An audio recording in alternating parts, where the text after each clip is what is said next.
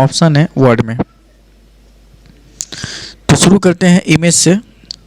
Image लगाने के लिए इंसर्ट पिक्चर, इमेज चूज कर लेते हैं। जैसे मैंने ये एक पिक्चर लगाया है, साइज को छोटा बड़ा करना है। तो अगर आप ये जो पॉइंट के हैं डॉट्स देख सकते हैं आप, अगर आप इस पॉइंट को डॉट्स को क्लिक करके इंक्रीज या डिक्रीज करते हैं तो साइज जो होता है एक प्रोपोर्शनल ऑर्डर में इंक्रीज या डिक्रीज होता है। अगर आप इस पॉइंट को राइट और लेफ्ट इसको आप अगर करते हैं तो साइज जो है प्रोपोर्शनल ऑर्डर में नहीं होता, सिर्फ विड्थ या यहाँ से करते तो सिर्फ हाइट इंक्रीज होती है। ये जो ग्रीन पैनल है इसका यूज क्या है? इसका यूज है अगर आपको फर्दर इस इमेज को रोटेट करना है उसके लिए आप यूज कर सकते हैं। तो जैसा कि मैंने किया, ये बस आपको क्लिक करके ड्रैग करना है। तो फिलहाल अंडू मैं कर दे रहा हूँ।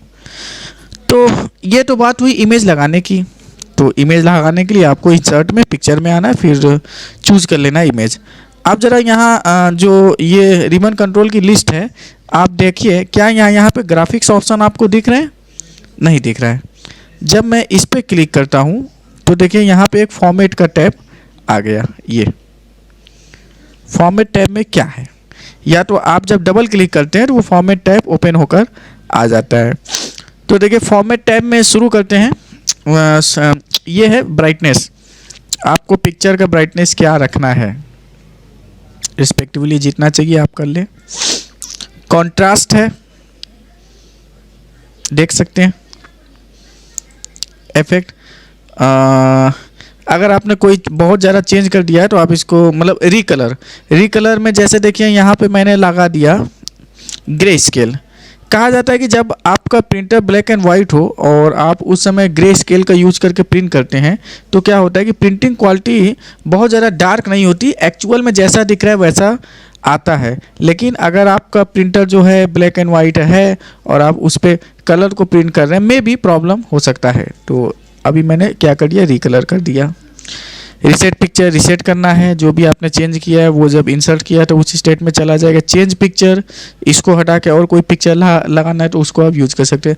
कंप्रेस पिक्चर क्या है? कंप्रेस पिक्चर को करने के लिए मैं यहाँ पे क्या कर रहा हूँ, एक दूसरा पिक्चर लिया मैंने सैम्पल पिक्चर से ओला का, और इस डॉक्यूमेंट को मैंने सेव किया डेस्कटॉप पे doc1 के नाम से। और अभी हम देखना चाहते हैं साइज। इस डॉक्यूमेंट में सिर्फ एक पिक्चर है और आप साइज देख रहे हैं कि 773 KB। तो ये साइज बहुत ज़्यादा है। क्यों ज़्यादा है? क्योंकि एक्चुअल में ये जो पिक्चर हमने ऐड किया है, मैं आपको दिखा रहा हूँ, एक्चुअल में इस पिक्चर का जो साइज है वो है इतना KB 762। क्यों है साइज ज़्यादा? क्योंकि इस पिक्चर का रेजोल्यूशन हाई है। ये देख सकते हैं आप रेजोल्यूशन। आप जब पिक्चर पे क्लिक करते हैं तो यहाँ पर भी दिखता है। तो रियल में ये पिक्चर तो काफ़ी बड़ा है, लेकिन हमको क्या इतने बड़े पिक्चर की ज़रूरत वर्ड में? हमको तो इतना बड़ा ही देखना है, या सपोज किसी केस में हमको इतना ही बड़ा दिखाना है तो हमको इतने हाई रेजोल्यूशन का पिक्चर लगाने की ज़रूरत क्या है? तो उस केस के लिए आप यहाँ को इसको कंप्रेस पे क्लिक करके पिक्चर के साइज़ को कम कर सकते हैं। अप्लाई किया, ऑप्शन पर आए और यहाँ पे ये तरह तरह के दे रहे हैं। फिलहाल मैंने 96 है, PPI स्क्रीन है, जितना भी आपको चाहिए। तो मैंने, क्योंकि ये साइज छोटा है इसलिए मैंने क्या कर लिया, इमेज ओके किया और फिर हमने सेव किया। आइए अब देखते हैं उस पिक्चर की साइज। रिफ्रेश करते हैं, आप देख सकते हैं कि साइज़ कितना कम हो गया, 23 KB। तो काफ़ी इंपॉर्टेंट है। हम लोग नॉर्मली ध्यान नहीं देते हैं इस ऑप्शन का, लेकिन देना चाहिए। कभी आपको जब मेल वगैरह भेजना है और आपके डॉक्यूमेंट में वर्ड में बहुत सारे पिक्चर्स लगे हैं तो आप यहाँ से उनकी साइज़ को कंप्रेस जरूर करें, अगर वो पिक्चर हाई रेजोल्यूशन के हैं तो। ठीक है, अब हम अपनी वही प्रीवियस इमेज ले लेते हैं।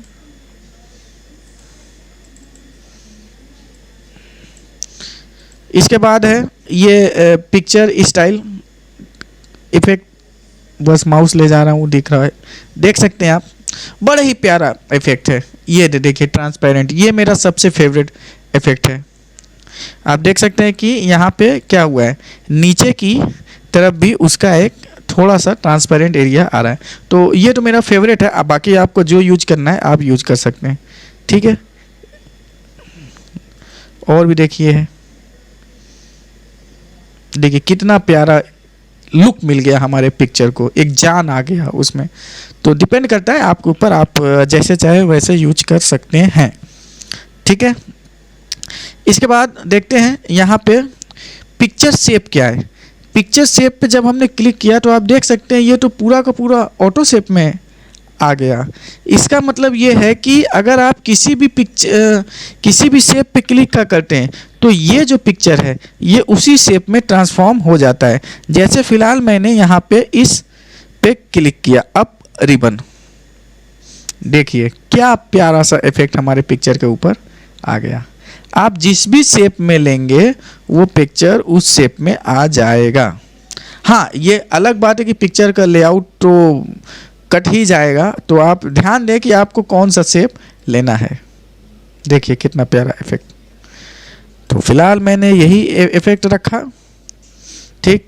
इसके बाद है बॉर्डर कलर। जो ये पिक्चर है इस पे जो बॉर्डर लगा है, जो भी आप चाहे कलर ले लें। बॉर्डर कलर मैंने नहीं लगाया। पिक्चर इफेक्ट देखते हैं क्या है। पिक्चर इफेक्ट प्रीसेट में देखिए क्या आप देख रहे हैं, नॉर्मल पिक्चर को कितना अट्रैक्टिव हमने बना लिया। शैडो लगाना है, शैडो भी आप लगा सकते हैं। रिफ्लेक्शन को और भी ज़्यादा इंक्रीज करना है, ठीक है, ठीक है। तो आप देख सकते हैं कि कितने प्यारे प्यारे इफेक्ट पिक्चर पे आ गए, ठीक। तो इस तरीके से आप अगर कोई इमेज लगाते हैं तो वर्ड में इमेज प्रोसेसिंग के ये जो फॉर्मेट में कई सारे दिए हुए हैं ऑप्शन, इससे आप अपने पिक्चर को ज़्यादा से ज़्यादा अट्रैक्टिव बना सकते हैं, ठीक है। 3D रोटेशन में देखिए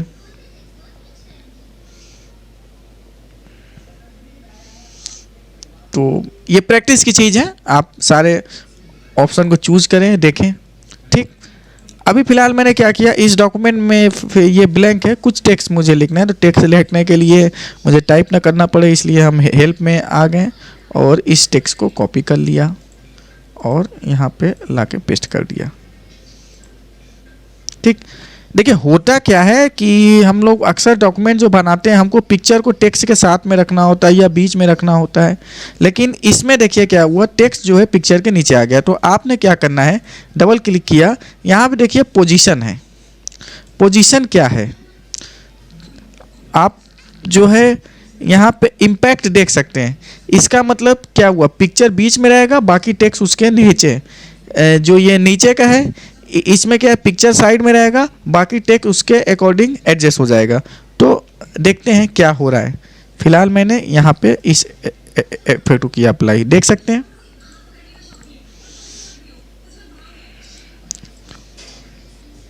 ठीक। बुक्स वगैरह में इस टाइप से दिया रहता है, तो इसकी तो डेफिनेटली आपको ज़रूरत पड़ेगा जब आप कोई ऐसा डॉक्यूमेंट बनाएंगे जिसमें टेक्स्ट के साथ पिक्चर लगाना हो, तो वहाँ पे उसका ज़रूरत पड़ेगा। देख रहे हैं कितना प्यारा इफेक्ट बन गया और मैंने जस्टिफाइड कर दिया। ये आप जब बुक टाइप की कुछ चीज़ें लिखेंगे तो वहाँ पे आपको डेफिनेटली 101% इस इफेक्ट की ज़रूरत पड़ेगी। और भी है कुछ टेक्स्ट रैपिंग। टेक्स्ट रैपिंग का मतलब क्या है, ये देखिए स्क्वायर है, अगर मैंने बिहाइंड टेक्स्ट कर दिया तो टेक्स्ट पिक्चर के ऊपर आ जाएगा। तो तरह तरह के हैं ऑप्शन। फ्रंट टेक्स्ट, तो पिक्चर देख सकते हैं टेक्स्ट के ऊपर आ गया। तो आपके सिचुएशन पे डिपेंड करता है कि आपको कौन सा इफेक्ट अप्लाई करना है, ठीक है। तो पिक्चर के लिए इतना बहुत है। आप इस वीडियो को रिपीट करके देखिए और अपना एक अलग लुक बनाइए पिक्चर के लिए, ठीक। पिक्चर के बाद हम आते हैं क्लिप आर्ट में। क्लिप आर्ट क्या है, देखिए क्लिप आर्ट क्या है, जब हम लोग वर्ड को इंस्टॉल करते हैं, वर्ड के साथ में बहुत सारे बने बनाए पिक्चर ऐड हो जाते हैं जिसको कि हम लोग क्लिप आर्ट के थ्रू लगा सकते हैं। तो मैंने क्लिक किया क्लिप आर्ट पे, एक साइड में विंडो क्लिप आर्ट का हुआ ओपन।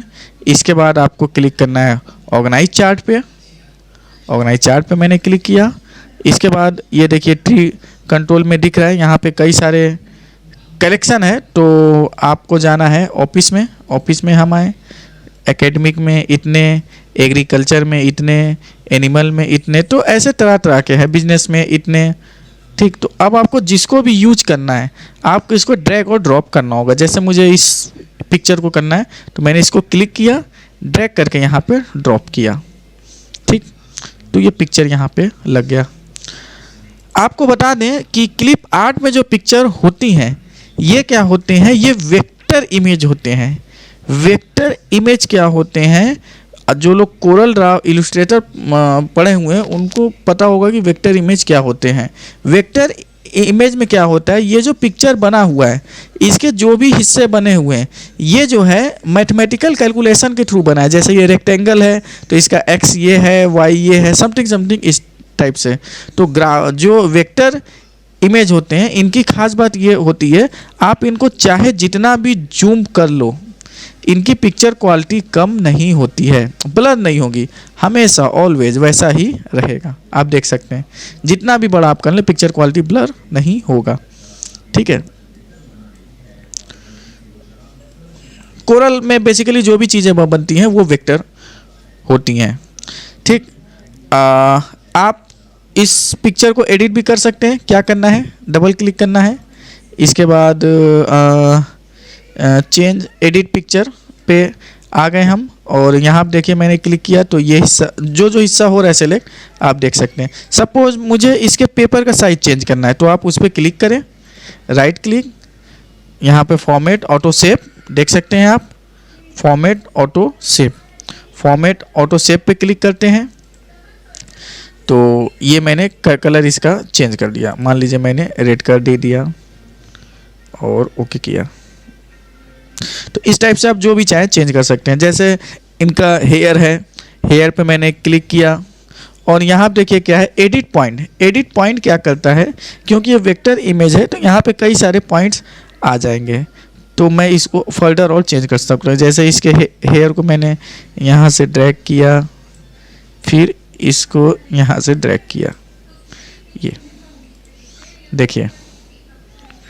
ठीक, ऐसे ही आप चाहें तो यहाँ पे किसी ऑब्जेक्ट को हटा भी सकते हैं। जैसे ये वाले रेक्टेंगल को मैंने सेलेक्ट किया, डिलीट की प्रेस किया, इसको सेलेक्ट किया, डिलीट की प्रेस किया, तो वो हट गया। क्यों, क्योंकि बैकग्राउंड में ये सारे इमेज हैं।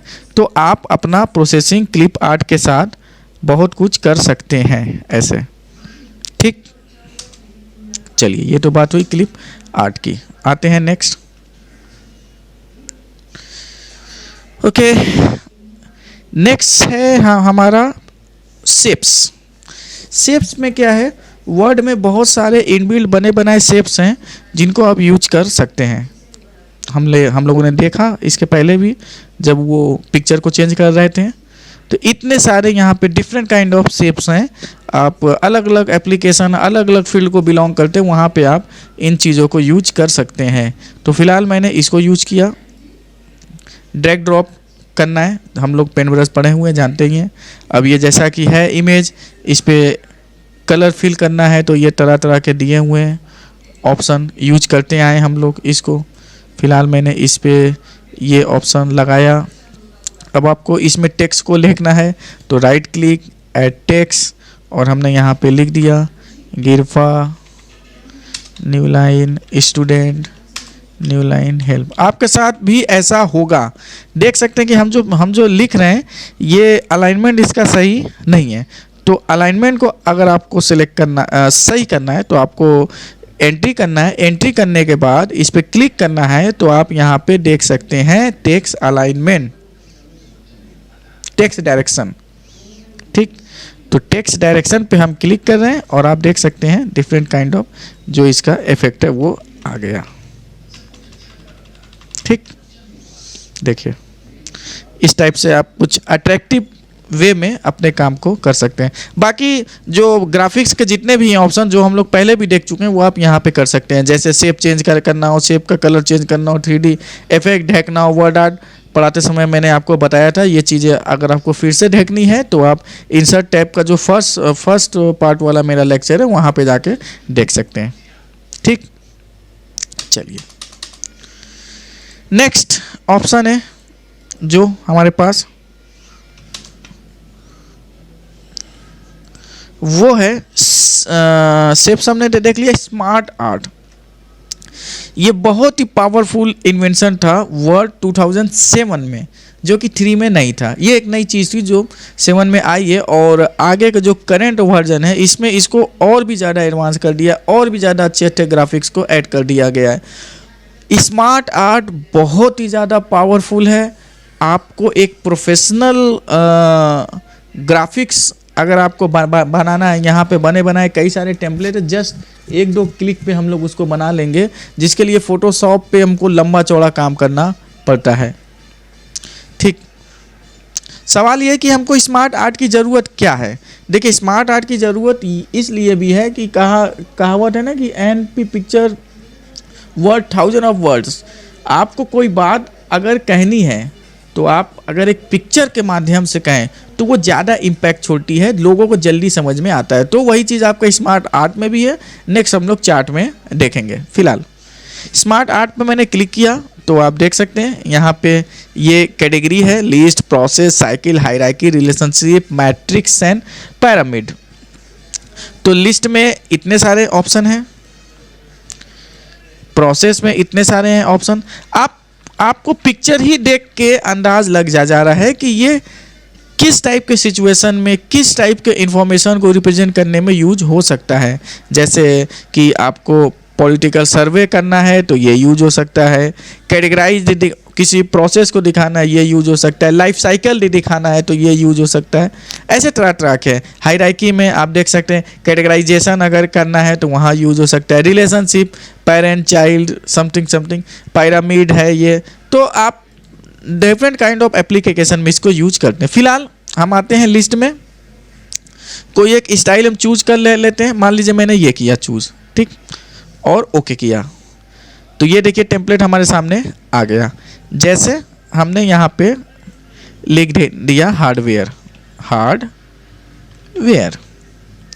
और यहाँ पे हमने लिख दिया फिजिकल, एंटर किया, कंपोनेंट। देखिए एंटर किया तो एक नया बुलेट आ गया। अब आपको इसको अगर हटाना है तो क्लिक करके बैक स्पेस करेंगे, और यहाँ पे हो गया सॉफ्टवेयर, और यहाँ पे मैंने कर दिया सिस्टम,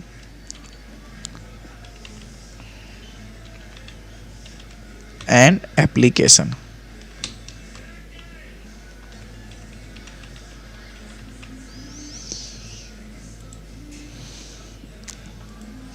यूजर,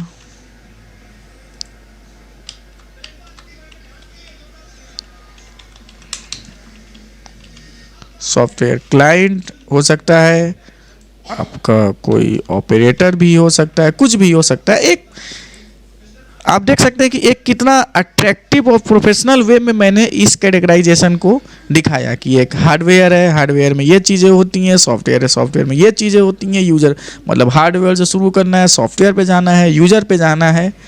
तो एक कितना अट्रैक्टिव और मीनिंगफुल इम्पैक्ट ये स्मार्ट आर्ट छोड़ रहा है। ये तो एक स्मार्ट आर्ट है, ऐसे ही इसमें बहुत सारे स्मार्ट आर्ट हैं।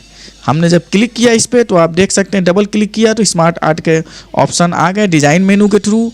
तो यहाँ पे अगर देखिए दिया हुआ है आपको चार्ट बदलना है तो आप बदल सकते हैं, देख सकते हैं।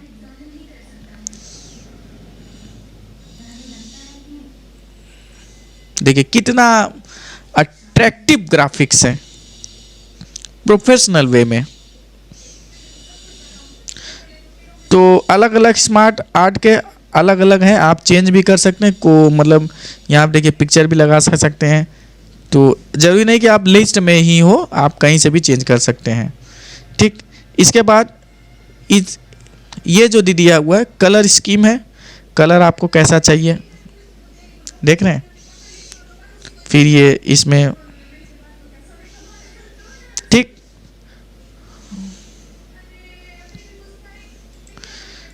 तो ये था स्मार्ट आर्ट। एक फॉर्मल वे में, प्रोफेशनल वे में आप कई एक अट्रैक्टिव ग्राफिक्स बना सकते हैं। प्रोसेस हमको जैसे दिखाना है, जैसे देखिए यहाँ पे हम लोग कंप्यूटर का हमको सपोज मान लीजिए ब्लॉक डायग्राम बाहर आना है तो हमने यहाँ पे चूज कर लिया एक, और हमने लिख दिया इनपुट प्रोसेस आउटपुट, देखिए लग रहा है ना प्यारा। क्लिक किया, तरह तरह के ऑप्शन, ये देखिए कितना अट्रैक्टिव ग्राफिक्स है। अगर आप इसको कोरल या फोटोशॉप में बनाने जाएं तो कितना टाइम हमारा कंज्यूम होगा। देखिए इफेक्ट कितने प्यारे प्यारे हैं, ठीक है। पीवल एम्ब्रोज जो फोटोशॉप में यूज होता है, ये था।